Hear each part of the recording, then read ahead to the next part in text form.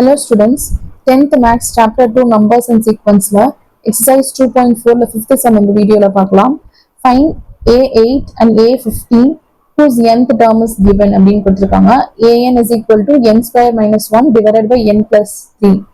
When n is even number இருந்துச்சு அப்படின்னா இந்த term யூஸ் பண்றோம். அதே மாதிரி odd term இருந்துச்சு அப்படின்னா n square by 2n plus 1 இந்த term வந்து யூஸ் பண்ணுங்கன்னு சொல்லியிருக்காங்க. First அது A8 even 8 ன்றது even so even term இதுல substitute பண்ணனும் n க்கு பதிலா 8 so A8 is equal to 8 square minus 1 divided by 8 plus 3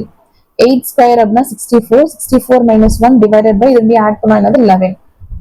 அப்புறம் 64 minus 1 அப்படினா 63 by 11 இதான் A8 ஓட வேல்யூ 63 by 11 அடுத்து A15 கண்டுபிடிக்கணும் இது வந்து odd number so வந்து இந்த டேர்ம்ல இங்க வந்து 15 substitute பண்ணனும் n க்கு பதிலா இங்க n க்கு பதிலா 15 substitute பண்றோம் so A15 is equal to 15 square divided by 2 into 15 plus 1 15 square அப்படினா 225 so 225 divided by இது ரெண்டையும் மல்டிப்ளை பண்றோம் 15 into 2 னா 30 30 plus 1 31 so 30 plus 1 31 so 225 divided by 31 A15 ஓட வேல்யூ என்னது 225 divided by 31 answer எடுத்து எழுதிக்கலாம் therefore A8 is equal to 63 by 11